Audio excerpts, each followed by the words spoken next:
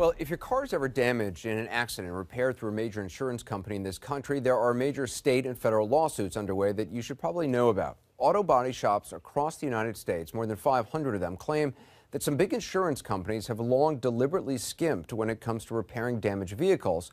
Also, the insurance companies can pad their profits. The lawsuits allege it's a scheme that can not only lead to rushed and minimal repairs, but repairs that include using recycled, remanufactured, as one lawyer puts it, junk parts to fix your car. Some attorneys general believe the alleged scheme may have another effect. You could be driving a very dangerous car. CNN senior investigative correspondent Drew Griffin reports tonight. To see what's really going on, you've got to do something you probably can't do at home. Lift what you think is your repaired car, get out something called a borescope, and check inside the car, inside the frame, to see if the auto body shop actually fixed it. The auto body shop your insurance company most likely recommended. There's the rip in the rail right here. Bill Byrne, a national auto repair expert, testifies in court about bad repairs, and this, he says, is one of them. The result of a system designed to save money for insurance companies. What they did was they replaced the new end cap on there, and the end cap actually covers that, so the consumer would never see this. It is unsafe. And yet they put it back on the road. Correct. Byrne is now part of the major lawsuit involving more than 500 auto body shops in 36 states, all suing dozens of insurance companies across the country.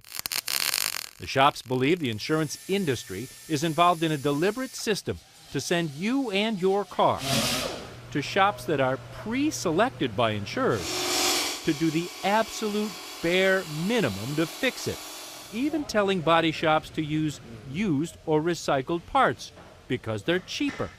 Matt Parker is an auto shop owner in Monroe, Louisiana, who says he sees the same problem. He says State Farm told him to use a remanufactured headlight in a Toyota Tacoma. This is what he got. Well, so it's got a hole in it here, and then you can see where they screwed this bracket back on the vehicle. Now you can see here where all these parts, where these were knocked off and glued back together. You can also see here where the top corner in the lens is busted and this part of the headlight is broken. This came out of a box wrapped like it was supposed to be. Oh, absolutely. It's like supposed to be like a new part. The insurance company wants us to put this stuff on their car. Now, if we refuse to put it on the car, then they label us as a shop not willing to go along with their program, and then they try to steer our business away from us. Which is why he and the other shops have retained John Arthur Eves to sue. Every state in the union has experienced the same sort of struggle here between the body shops trying to do the work the right way and the insurance companies trying to cut corners and force them to use unsafe parts and unsafe methods on their cars. Attorneys General Jim Hood of Mississippi and Buddy Caldwell of Louisiana, they believe it too. Mississippi is preparing a lawsuit. Louisiana has filed, claiming State Farm's practice is putting drivers in danger. And what is the practice? What's being put in their cars? Well, aftermarket parts, junkyard parts, and all of this without any communication with the consumer. And that's the main issue, the safety issues and the knowledge that their product is being devalued by the practices of the insurance company. I mean, Buddy's found numerous cases here in Louisiana. We found them in Mississippi where they would force a body shop to, put junk parts and weld and patch. And when auto shops don't go along, Mississippi's Attorney General says those auto shops' business gets cut. It's called steering. Insurance companies steering business elsewhere. And they're going to say, well, we're going to blackball you. We won't put you on our select service list. And we're going to make you send us estimates 5 different times just to aggravate you. That's what they do. They use their economic power to grind down working people. U.S. Senator Richard Blumenthal, who used to be Connecticut's Attorney General, says not only is there a potential for small businesses to be hurt, he too believes cars repaired through insurance companies' preferred service centers pose a safety risk. And he's asked the U.S. Department of Justice to investigate.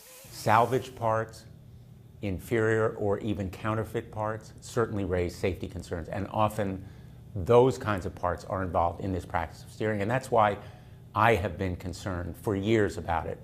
and why I think the Department of Justice should be investigating. Louisiana's Attorney General chose to sue State Farm Insurance because State Farm is the biggest insurer in his state. In legal filings, the company denies all the allegations, including the allegation that State Farm mandates using aftermarket parts. And State Farm would not grant an interview, but sent a statement instead. It says our customers choose where their vehicles are going to be repaired. We provide information about our Select Service program, while at the same time making it clear they can select which shop will do the work.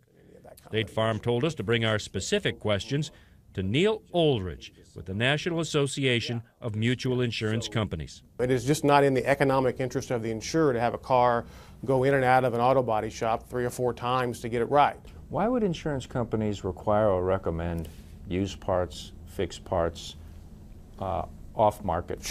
Sure. Most companies don't require this. Most companies offer a choice to consumer.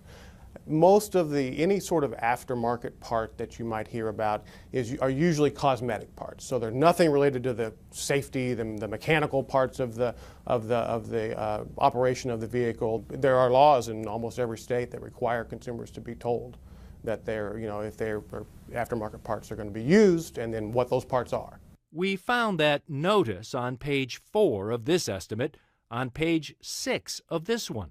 In many cases, these parts they're no different. They're made in the same factories. One just comes out with an auto manufacturer's name on it, Neil, and others don't. That's not true. Oh, it is true. It certainly isn't true in the case of this replacement hood for a Honda. It's made in Taiwan, but already coming apart. This aftermarket bumper, straight out of the box, not only doesn't fit, but the fasteners have been glued back together. And then there's the question about that broken and repaired Toyota Tacoma headlamp. It's obviously a repurposed part from a junkyard. And if you look closely, you'll see how it was glued together, snapped together, in some cases even welded and screwed together. And this is what the insurer told the preferred body shop to put on a car. I mean, look at this. You wouldn't want that in your car. I wouldn't want that in my car. Yeah, I really don't know the circumstances of the pictures, so I really can't comment on it. So are the attorneys general wrong in saying that the insurance industry in a whole, State Farm in particular, is steering their customers to preferred body shops, preferred because they save the insurance company money, not the consumer? The insurance company may provide a list of auto body shops, and the customer can say, no, I want to go to Joe's body shop around the corner. And that's their choice. That is certainly what Progressive Insurance told us happened for this car. Remember, it's the car we told you about earlier, with the ripped tail frame that you could only spot with the borescope. It was hit from behind, repaired at a preferred insurance company shop, and sent back on the road with a ripped and hidden tail frame. It turns out the ripped tail frame isn't all that wasn't repaired. 3 of 4 tire rims are still damaged.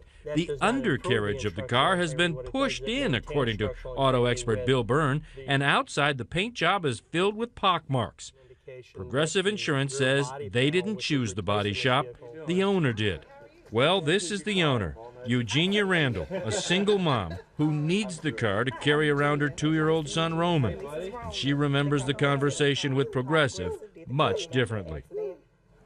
They didn't give me a choice as to where I wanted to take it. They just told me to take it to their preferred body shop. Randall says she thought because it was a preferred shop, it would actually be repaired to a higher standard. But when she picked it up, she immediately knew something wasn't right. Well, cosmetically, to me, it looked fine. But once I got in and got down the street, it just started driving really crazy. And I immediately took it back. So how crazy was Randall's car driving? I decided to find out for myself by getting behind the wheel. Anything over 50 miles an hour, this thing just shakes like it. All right, this baby's really shaking now. Not only was the tail section ripped and unrepaired, 3 of 4 tire rims were damaged. And as I drove, the steering wheel was shaking so violently, I had to grip down to keep the car from veering to the right. The front left tire was just wobbling. I carefully drove this shaking car right back to the insurance company's preferred auto body shop, where the general manager promptly told us to leave. Do me a favor, don't turn that on without Service King's permission if you don't mind. As for Eugenia Randall's shaking car, the insurance company eventually declared it a total loss, giving her full replacement value. But only after she hired an attorney and after CNN began investigating this story. It's unbelievable. Drew Griffin joins us now. I mean, I had no idea about this whole plan they have. I mean, did the repair company that supposedly fixed that shaking car, did they ever give an explanation? That company, Service King, they told us they did what the insurance company approved and said all their repairs come with a written lifetime warranty. Anderson Service King's corporate office told us it wasn't unaware there were any problems or complaints and therefore was not given the opportunity to fix them. That, of course, is completely at odds with what Mrs. Randall told us.